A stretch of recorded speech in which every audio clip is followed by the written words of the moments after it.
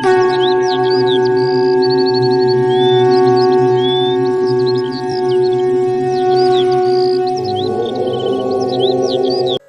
सभी परम भक्तों को जय श्री सीताराम, जय श्री राधे श्याम। प्यारे भक्तों, आप सभी को भगवान श्री कृष्णा जी के पावन पर्व गोपाष्टमी की हार्दिक शुभकामनाएं। कार्तिक शुक्ल पक्ष की अष्टमी तिथि को गोपाष्टमी के रूप में मनाया जाता है। इसी दिन भगवान श्री कृष्णा जी ने गाय चारण लीला शुरू की थी।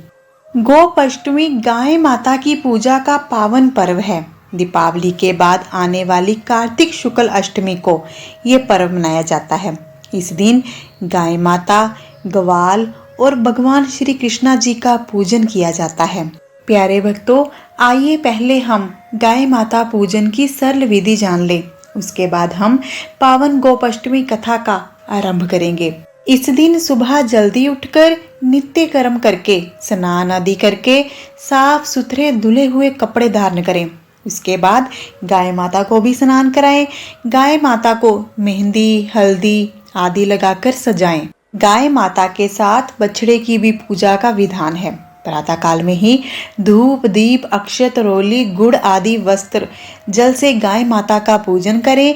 धूप दीप से आरती करें। उसके बाद गाय माता को चारा डालकर उनकी परिक्रमा की जाती है। परिक्रमा करने के बाद कुछ दूर तक गाय माता के साथ चला जाता है। संध्या काल में गाय माता के जंगल से वापस लौटने पर उनके चरणों को धोकर तिलक लगाया जाता है। ऐसा माना जाता है कि गोपाष्टमी के दिन गाय माता के नीचे से निकलने वाले को बड़ा ही पुण्य मिलता है। उसको पापों से मुक्ति मिलती है। अंत काल में मोक्ष की प्राप्ति होती है। गाय माता को लक्ष्मी माँ का रूप माना जाता है। गाय माता उसी प्रकार पवित्र हैं जैसे नदियों में गंगा नदी। गाय माता दृश्य देवी हैं। इनकी पूजा हमें नियमित रूप से करनी चाहिए, प्रतिदिन करनी चाहिए।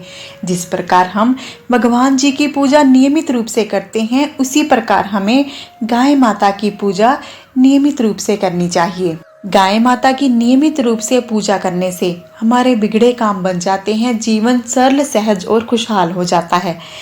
शास्त्रों में ऐसा लिखा गया है कि गाय माता की पूंछ छूने मात्र से ही मुक्ति का मार्ग खुल जाता है। जिन घरों में गाय माता का पालन किया जाता है, उन घरों के लोग संस्कारी होते हैं, सुखी होते हैं। गाय माता की पूजा करने से, सेवा करने से भाग्य बदल जाता है।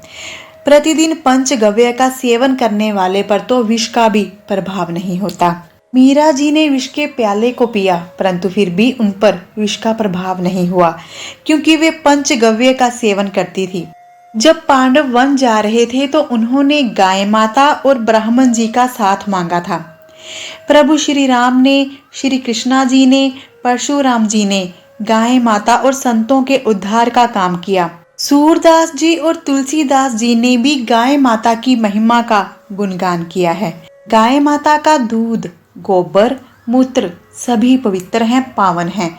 दूध हमें जीवन दान देता है, तो वहीं घर को गोबर से लेपने से घर पवित्र हो जाता है। मूत्र का सेवन करने से कई बीमारियों से हमें छुटकारा मिल जाता है। सुबह सुबह गाय माता के दर्शन करना शुभ होता है। गाय माता को नियमित रूप से आटे का पेड़ा या रोटी खिलाने से, गौ ग्रास खिलाने से, हरी फल सब्जियां घास खिलाने से हमें परेशानियों से मुक्ति मिलती है। ऐसा करके आप देखेंगे कि आपके ऊपर भगवान की विशेष अनुकंपा है। माँ लक्ष्मी जी का आपके ऊपर अपार आशीर्वाद होगा।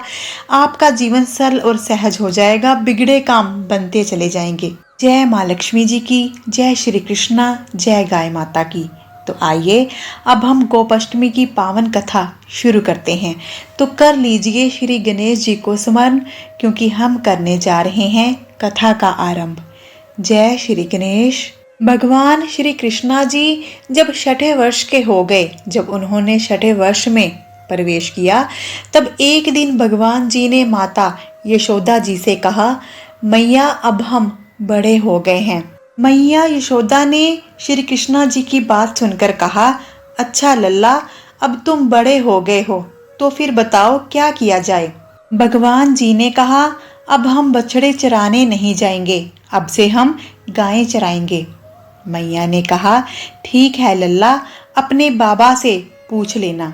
मैया के इतना कहते ही झट से भगवान नंद बाबा जी के पास पहुंच गए। नंद बाबा के पास पहुंचकर भगवान श्री कृष्णा जी ने नंद बाबा से कहा कि बाबा, अब हम बड़े हो गए हैं, अब से हम बछड़े नहीं चराएंगे, अब हम गायें चराएंगे।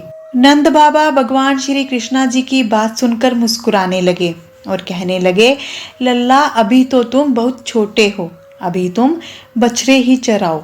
श्री कृष्णा जी कहने लगे, बाबा, हम 5 वर्ष के हो चुके हैं, 6ठा वर्ष लग गया है, इसका मतलब है कि हम बड़े हो चुके हैं, सो अब से मैं बछड़े नहीं गायें चराऊंगा। नंद बाबा ने भगवान श्री कृष्णा जी को समझाने की कोशिश की, परंतु भगवान हठी बने रहे और नहीं माने। तब नंद बाबा को भगवान जी के हट के आगे झुकना पड़ा। नंद बाबा कहने लगे, ठीक है लल्ला, जैसी तुम्हारी इच्छा, परंतु तुम पहले पंडित जी को बुलाकर लाओ।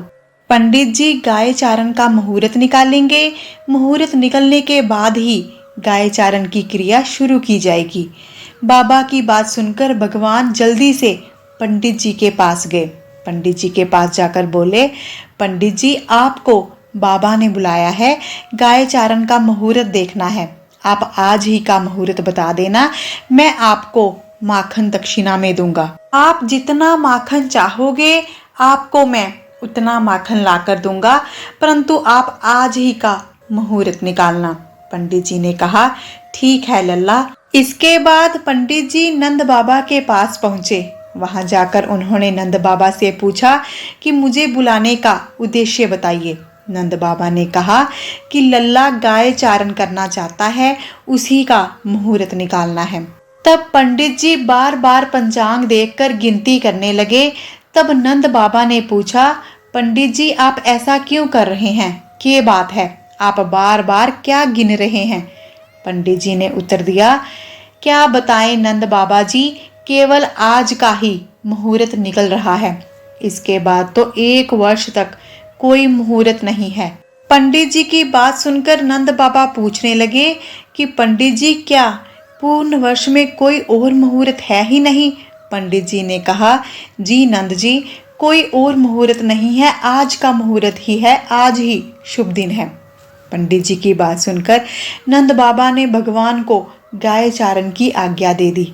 भगवान तो कोई भी समय किसी भी कार्य को शुरू करें वही शुभ मुहूर्त बन जाता है, वही शुभ घड़ी हो जाती है। उसी दिन भगवान ने गाय चारण शुरू किया और वह शुभ तिथि थी कार्तिक मास में शुक्ल पक्ष अष्टमी। भगवान के गाय चारण आरंभ करने के कारण ये तिथि गोपाष्टमी कहलाई। माता यशोदा जी ने अपने लाल का श्रृंगार किया। जैसे ही पैरों में जूते पहनाने लगी तो लल्ला ने मना कर दिया और बोले, मैया, यदि मेरी गायें जूता नहीं पहनती तो मैं कैसे पहनूं? मैं भी पैरों में जूता नहीं पहनूंगा। यदि पहना सकती हो तो उन सभी को भी जूते पहना दो। और भगवान जब तक वृंदावन में रहे, भगवान ने कभी भी अपने पैरों में जूते नहीं पहने। भगवान श्री कृष्णा जी नंगे पैर ही रहे। यशोदा मैया भगवान जी से कहने लगी, लल्ला, मैं इनको जूते कैसे पहना सकती हूँ? तो लल्ला ने कहा, मैया, तो इनको मेरी तरह श्रृंगार ही कर दो।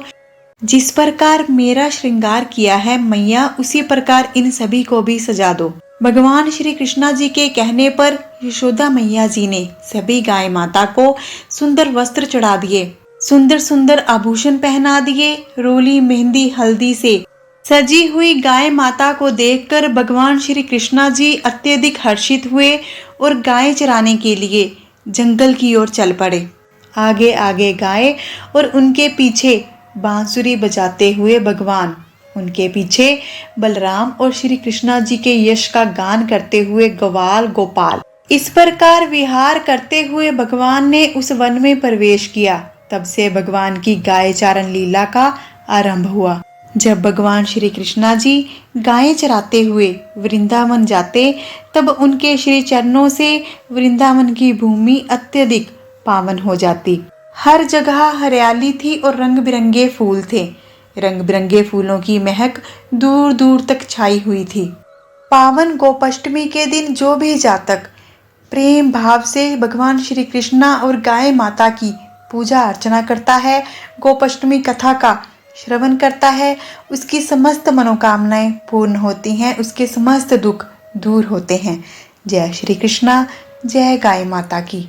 इस कथा का कथन करने वाले पर, श्रवण करने वाले पर और हुंगारा भरने वाले पर भगवान श्री कृष्णा और गाय माता की विशेष अनुकंपा हो, घर संसार खुशियों से भरा रहे। जय श्री कृष्णा, जय गाय माता की। यदि आपको वीडियो अच्छी लगी हो तो इसे दिल से लाइक करें, अधिक से अधिक अवश्य शेयर करें, चैनल को सब्सक्राइब कर लें, बेल आइकॉन को प्रेस कर लें। मिलते हैं अगली वीडियो के साथ। अपना ध्यान रखें, खुश रहें, सुखी रहें। जय श्री कृष्णा, जय गाय माता की।